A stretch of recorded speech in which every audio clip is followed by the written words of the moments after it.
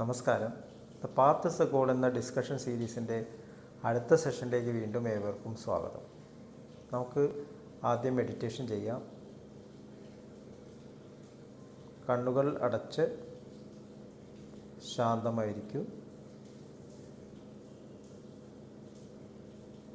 ഭൂമി മാതാവിനോടും സർവചരാചരങ്ങളോടും അന്തരീക്ഷത്തോടും കൃതജ്ഞത രേഖപ്പെടുത്തൂ.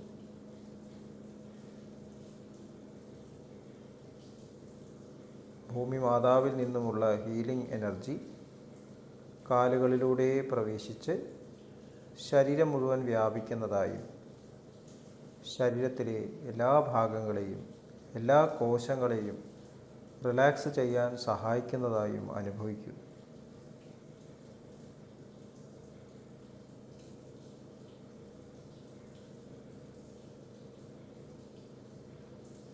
ഇപ്പോൾ ശരീരം പൂർണ്ണമായും റിലാക്സ്ഡായി.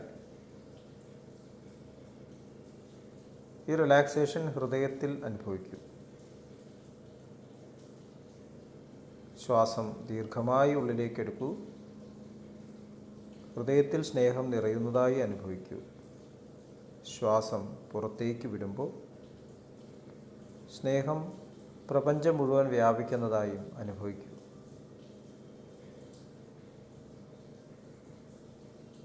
ഹൃദയത്തിൽ കുടികൊള്ളുന്ന സ്നേഹത്തിൻ്റെ സ്രോതസ്സിൽ നിന്നും ഉദ്ഭവിക്കുന്ന ദിവ്യപ്രകാശം മനസ്സിനെ ആകർഷിക്കുന്നതായി അനുഭവിക്കും. ആ ദിവ്യപ്രകാശത്തിൽ ധ്യാനം ആരംഭിക്കും. മനസ്സിൽ ചിന്തകൾ വരുന്നുണ്ടെങ്കിൽ പൊതുവായി അവയെ അവഗണിക്കുക. ദിവ്യപ്രകാശത്തിൽ ധ്യാനം തുടരുക. Please start meditation.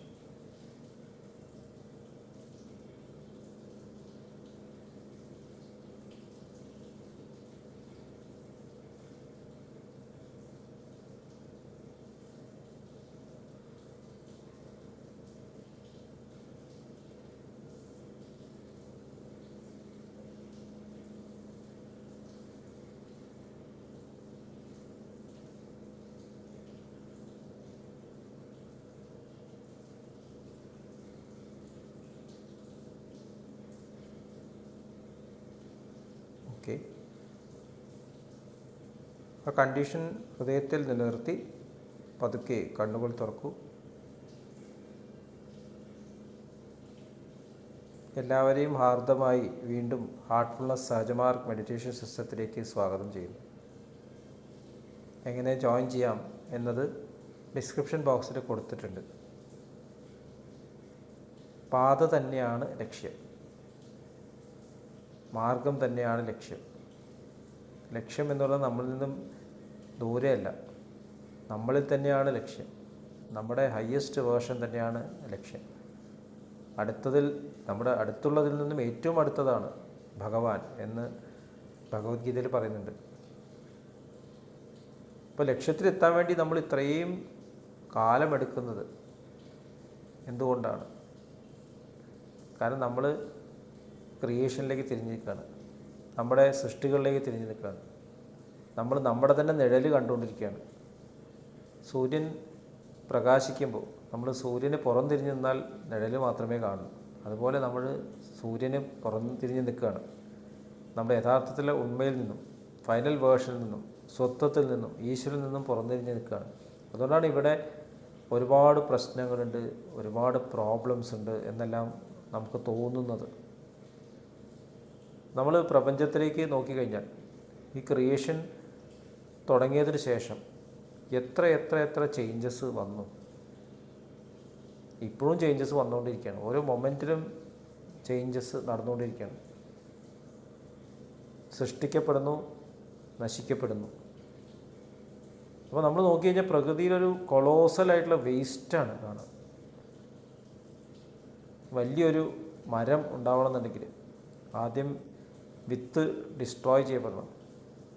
അതിനുശേഷം മരം വളരുമ്പോൾ അതിൻ്റെ വളർച്ചയിൽ അതിൻ്റെ സെല്ലുകൾ നഷ്ടപ്പെട്ടു പോകുന്നു. പഴയ ബാർക്ക് പോകുന്നു. മരം ഇങ്ങനെ വളരുന്നു. ഇലകൾ പൊഴിഞ്ഞുകൊണ്ടിരിക്കുന്നു. അന്ന് ചില കായകളുണ്ടാക്കുന്നു, പഴങ്ങളുണ്ടാകുന്നു, ആ പഴങ്ങളും കൊഴിയുന്നു. ചില പഴങ്ങൾ ചിലർ തിന്നു കഴിഞ്ഞാൽ അതും വിസർജിക്കപ്പെടുന്നു. നമ്മുടെ ജീവിതത്തിൽ നോക്കിയാൽ അങ്ങനെ തന്നെയാണ്. നമ്മൾ ജനിച്ച മുതൽ ഇതുവരെയുള്ള ടൈം നോക്കി കഴിഞ്ഞാൽ എന്തൊരു കൊളോസൽ വേസ്റ്റാണ് നമ്മുടെ ഈ ശരീരം സൃഷ്ടിക്കുക, സംരക്ഷിക്കുക. അതിനുശേഷം ഇങ്ങനെ ദിവസം തോറും മരണത്തിലേക്ക് നീങ്ങുക. സെൽസ് ഡിസ്ട്രോയ് ചെയ്യപ്പെടുന്നു, പല്ല് പോകുന്നു, നഖം കൊഴിയുന്നു, മുടി നരയ്ക്കുന്നു. നമ്മുടെ എഡ്യൂക്കേഷൻ സിസ്റ്റം നോക്കിക്കഴിഞ്ഞാലോ എത്ര പുസ്തകങ്ങൾ അച്ചടിക്കപ്പെടുന്നു, എത്ര പൈസ നമുക്ക് ചിലവാക്കേണ്ടി വരുന്നു.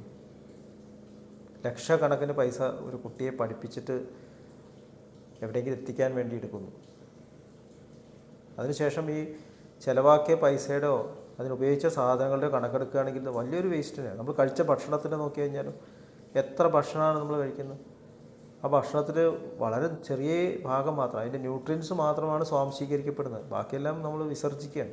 ഈ സ്വാംശീകരിച്ച ന്യൂട്രിയൻസിൽ സെൽസ് വളരെ, പക്ഷേ സെൽസ് ഡിസ്ട്രോയ് ചെയ്യുന്നു. എന്തൊക്കെ നമ്മൾ ട്രീറ്റ്മെൻറ്റ് മൊഡാലിറ്റീസ് വന്നാലും അതൊക്കെ അവസാനം മരണത്തിൽ കലാശിക്കും. എത്ര internal intensive coronary care units ഉണ്ട്, എത്ര ഹോസ്പിറ്റൽസ് ഉണ്ട്. അപ്പോൾ നമുക്കോട്ട് നോക്കി കഴിഞ്ഞാൽ ശരിക്കും ഒരു വേസ്റ്റാണ് നമ്മൾ കാണുന്നത്. എന്തിനാണ് ഇത്രയും പ്രകൃതി വേസ്റ്റ്, അല്ലെങ്കിൽ നമ്മൾ ഇത്രയും വേസ്റ്റ് ചെയ്യുന്നത്? എന്തിനാണ് എഡ്യൂക്കേഷൻ ഇത്ര വേസ്റ്റ് ചെയ്യുന്നത്? എന്തിനാണ് ഹെൽത്തിൽ ഇത്ര നമ്മൾ പൈസ വേസ്റ്റ് ചെയ്യുന്നത്? ഇതൊക്കെ വേസ്റ്റാണോ? നമ്മുടെ ഫിലോസഫിയിൽ താമരയുടെ ഉദാഹരണമുണ്ട്. ചളിക്കുണ്ടിൽ നിന്നാണ് താമര വിടരുക എന്നുള്ളൊരു സിമിലി ഉണ്ട്. അതുപോലെ ഈ കാണുന്ന വേസ്റ്റിൻ്റെ ഉള്ളിൽ ഒരു താമര വിടരുന്നുണ്ട്. അതിനു വേണ്ടിയിട്ടാണ് ഇതെല്ലാം ചെയ്യുന്നത്. പുസ്തകം ഇത്രയും പഠിച്ചു കഴിഞ്ഞിട്ട് ആ അറിവിലൂടെ ഒരു വ്യക്തിയിൽ മാറ്റം വരുമ്പോൾ, ആ വ്യക്തിത്വത്തിൽ മാറ്റം വരുമ്പോൾ, സ്വഭാവ രൂപീകരണം നടക്കുമ്പോൾ ആ വേസ്റ്റൊന്നും വേസ്റ്റ് അല്ലാതെ മാറുന്നു. കാരണം ഒരു പുതിയൊരു വ്യക്തിത്വം, ഒരു ക്യാരക്ടർ അവിടെ ഡെവലപ്പ് ചെയ്യണം, ഉയർന്ന ബോധത്തിലേക്ക് ഡെവലപ്പ് ചെയ്യണം. അപ്പോൾ ഉയർന്ന ബോധത്തിലേക്ക് വളരാൻ വേണ്ടിയിട്ടാണ് ഇത്രയും കാര്യങ്ങൾ ഇവിടെ ചെയ്യുന്നത്. പ്രകൃതി ഇത്രയും ഒരുക്കുന്നത് മനസ്സിനെ ഉയർത്തിയിട്ട് ഉയർന്ന ബോധത്തിലേക്ക് എത്തിക്കാൻ. ഇതൊന്നും ഒരു നഷ്ടമല്ല. നമ്മൾ വിചാരിക്കില്ല കുട്ടിക്ക് വേണ്ടി എത്ര പൈസ വിലക്കിയാലും നഷ്ടമല്ല, അവൻ നന്നായാൽ മതി എന്ന് പറയും. അപ്പോൾ ഇതൊന്നും വേസ്റ്റല്ല. ഇപ്പോൾ സ്വർണം കിട്ടാൻ വേണ്ടിയിട്ട് സ്വർണ്ണ ഖനിയിൽ എത്ര കാര്യം കളഞ്ഞാലല്ല സ്വർണ്ണം ഉണ്ടാവുക. ഒരു കൂട്ടാണ്ടാക്കണമെങ്കിൽ എത്ര കറിയുടെ തോല് വെട്ടിക്കളയണം, എത്ര വേസ്റ്റ് ഉണ്ട്, എത്ര തീ കത്തിക്കണം. ഇത് കഴിഞ്ഞാൽ അതെല്ലാം കഴിച്ചാൽ ഇതൊക്കെ വയറ്റിൽ നിന്ന് പോവുകയും ചെയ്യും. അതൊക്കെ വേസ്റ്റാണ്. പക്ഷേ അതിലൂടെ ബോഡി മെയിൻറ്റെയിൻ ചെയ്യുന്നു. ഈ ബോഡിയിൽ ശരിയായിട്ടുള്ള ജീവിതം നയിക്കുകയാണെങ്കിൽ അവിടെ നിന്നും സ്നേഹത്തിൻ്റെ തലത്തിലേക്ക് ഉയരുന്ന ഒരു വ്യക്തിത്വം ഉണ്ടാവും. അപ്പോൾ അങ്ങനെയുള്ള വ്യക്തിത്വങ്ങൾ ഈ ലോകത്തിൽ എന്നും എപ്പോഴും ഉണ്ടായിട്ടുണ്ട്. അവരെയാണ് നമ്മൾ ഗുരുക്കന്മാർ എന്ന് പറയുന്നത്. ഇന്നലെ ഗുരു പൂർണ്ണിമയായിരുന്നു. ഉയർന്ന ബോധത്തിൻ്റെ പ്രതീകങ്ങളായിട്ട്, സ്നേഹത്തിൻ്റെ പ്രതീകങ്ങളായിട്ട്, ഒരു കോൺഷ്യസ് അവൻ്റെ ഹയ്യസ്റ്റ് ലെവലായിട്ട് കാണിക്കാനായിട്ട്, ഇങ്ങനെയാണ് നിങ്ങൾ വേണ്ടത് എന്ന് കാണിക്കാനായിട്ടൊരു വ്യക്തിത്വം, അതാണ് ഗുരുനാഥൻ എന്ന് പറയുന്നത്. ഓരോ കാലത്തിലൂടെ നമ്മൾ കടന്നു പോകുമ്പോൾ ശാസ്ത്രത്തിൽ പുതിയ പുതിയ കണ്ടുപിടുത്തങ്ങൾ ഉണ്ടാകും. നമ്മൾ ശ്രദ്ധിച്ചു നോക്കിക്കഴിഞ്ഞാൽ ബോധതലത്തിലെ ഉയർച്ചയ്ക്കനുസരിച്ചാണ് ശാസ്ത്രത്തിൻ്റെ വളർച്ച. മനുഷ്യൻ്റെ കണ്ടുപിടുത്തമല്ല, അത് റിവീൽ ചെയ്യപ്പെടണം. നിങ്ങൾ ഇത്രയായി ഇനി നിങ്ങൾക്ക് തരിക. 3ാം ക്ലാസ് 4ാം ക്ലാസ്സിലേക്ക് ആകുമ്പോൾ അത്രയും സിലബസ് മാറുകയാണ്. അതുപോലെ നിങ്ങളുടെ സിലബസ് മാറി, ഇനി ഇതാണ് നിങ്ങളുടെ ശാസ്ത്രം.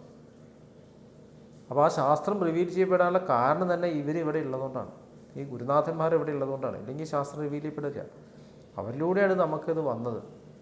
അതുകൊണ്ടാണ് നമ്മൾ അവരെ ബഹുമാനിക്കുന്നത്. അവർ പറഞ്ഞ ചെറിയ ചെറിയ സ്റ്റേറ്റ്മെൻറ്റ്സ്, തത്വങ്ങൾ, അത് വലിയ വലിയ കണ്ടുപിടുത്തങ്ങളിലേക്ക് നയിക്കുന്നു. അവർ ചെറിയ വാക്കുകൾ മാത്രമേ പറഞ്ഞിട്ടുള്ളൂ, പക്ഷെ അത് വലിയ കണ്ടുപിടുത്തങ്ങളായിട്ട് മാറും. അവിടെ എത്ര ഉയർന്ന ശാസ്ത്രജ്ഞന്മാരായാലും ഇങ്ങനെയുള്ള ഗുരുക്കന്മാരെ ആരാധിക്കുന്നു, ആദരിക്കുന്നു. അപ്പോൾ നമ്മളുടെ ലക്ഷ്യം തന്നെ അതുപോലെ ആവുമെന്നാണ്. അവരെ പിന്തുടരുക, ആ ഉയർന്ന ബോധതലത്തിലേക്ക് എത്തുക. അവിടെ നിന്നും അവർ നൽകുന്ന ആ സെൽഫ്ലെസ് ആയിട്ടുള്ള സ്നേഹം അത് സ്വീകരിച്ച് അതുപോലെ തന്നെ ആവുക, മാനിഫെസ്റ്റിംഗ് ലവ്. അപ്പം അതിനു വേണ്ടിയിട്ടാണ് ഇത്രയും നമ്മൾ വേസ്റ്റ് എന്ന് പറയുന്നത്. ഒരു ഓറഞ്ച്, എത്ര ഓറഞ്ച് പിഴിഞ്ഞാലാണ് ഒത്തിരി ജ്യൂസ് ഉണ്ടാവുക. അതുപോലെ ഇത്രയും കാര്യങ്ങൾ ചെയ്താൽ നമ്മുടെ ഉള്ളിൽ നിന്നൊരു മാറ്റം വരണം, മനസ്സ് ഉയരണം. എങ്കിൽ ഈ ചെയ്യുന്ന പ്രവൃത്തികൾക്കൊരു അർത്ഥമുണ്ട്. ഇല്ലെങ്കിൽ ഇതൊക്കെ നിരർത്ഥകമാണ്. നമ്മൾ ഈ ചെയ്യുന്ന പ്രവൃത്തികൾക്കൊന്നും ഒരു അർത്ഥമില്ലാണ്ടേ മാറുന്നു. ചർവിത ചർവണം എന്നുള്ളൂ, പിന്നെ അത് തന്നെ ചെയ്തുകൊണ്ടിരിക്കുന്നു. അപ്പോൾ നമ്മൾ അത് തന്നെയാണോ ചെയ്തുകൊണ്ടിരിക്കുന്നത് എന്നുള്ളത് നമ്മൾ ചിന്തിക്കണം. എൻ്റെ മനസ്സിൽ ഉയർച്ച വരുന്നുണ്ടോ? ഞാൻ കൂടുതൽ സ്നേഹം മാനിഫെസ്റ്റ് ചെയ്യുന്ന തരത്തിലാവുന്നുണ്ടോ? എനിക്ക് നിസ്വാർത്ഥത വളരുന്നുണ്ടോ? എങ്കിൽ ഞാൻ ലക്ഷ്യത്തിൽ മുന്നോട്ട് പോവുകയാണ്. ആ ലക്ഷ്യത്തെ ഞാൻ കൂടുതൽ മാനിഫെസ്റ്റ് ചെയ്യുന്നു. ആ സ്നേഹം എന്ന ലക്ഷ്യത്തെ കൂടുതൽ ഇവിടെ മാനിഫെസ്റ്റ് ചെയ്യുന്നു. അതല്ലെങ്കിൽ ഈ ചെയ്തതൊക്കെ വേസ്റ്റാണ്. ഇതാണ് ജീസസ് ക്രൈസ്റ്റ് പറഞ്ഞത്, ലോകം മുഴുവൻ നേടിയാലും ആത്മാവ് നഷ്ടപ്പെട്ടവൻ എന്താണ് നേട്ടം? വലിയൊരു അർത്ഥമുള്ള സ്റ്റേറ്റ്മെൻറ്റാണ്. അപ്പോൾ അതുകൊണ്ടാണ് അവരുടെ ജീവിതം ത്യജിച്ചത്. മഹാത്മാഗാന്ധിജി അദ്ദേഹത്തിൻ്റെ ജീവിതത്തിൽ ഇത്രയും ത്യാഗം അനുഭവിച്ചത് ഈ ഒരു സത്യം നമുക്ക് റിവീൽ ചെയ്യാൻ വേണ്ടിയിട്ടാണ്. സത്യത്തിലേക്ക് നിങ്ങൾ മുന്നോട്ട് പോകുന്നുണ്ടോ എങ്കിൽ ഈ ചെയ്യുന്ന പ്രവൃത്തികൾക്കൊക്കെ ഒരു മീനിങ് ഉണ്ട്. അപ്പോൾ നമ്മൾ ഇത് മനസ്സിലാക്കേണ്ട ആവശ്യമുണ്ട്. ഓരോ കാര്യങ്ങൾ ചെയ്യുമ്പോഴും ഞാൻ ഉയരുന്നുണ്ടോ, എൻ്റെ മനസ്സ് ഉയരുന്നുണ്ടോ, എങ്കിൽ അന്നത്തെ ആ മൊമെൻറ്റ് വിജയകരമായി, ഒരു ദിവസം വിജയകരമായി, അങ്ങനെ ഒരു ജീവിതവും വിജയകരമാവുന്നു. വിജയകരമായിട്ടുള്ള ഒരു ജീവിതത്തിലേക്ക് നമുക്കെല്ലാം എത്തിച്ചേരാൻ സാധിക്കട്ടെ. അതിന് ഈശ്വരൻ്റെ അനുഗ്രഹം എപ്പോഴും ഉണ്ട്. നമുക്കെല്ലാവർക്കും അതിൽ പങ്കെടുക്കാം. ഇത്രയും പറഞ്ഞുകൊണ്ട് ഇന്നത്തെ ഡിസ്കഷൻ ഇവിടെ അവസാനിപ്പിക്കുന്നു. നമുക്ക് ഈ ഡിസ്കഷൻ വീണ്ടും തുടരാം. നന്ദി, നമസ്കാരം.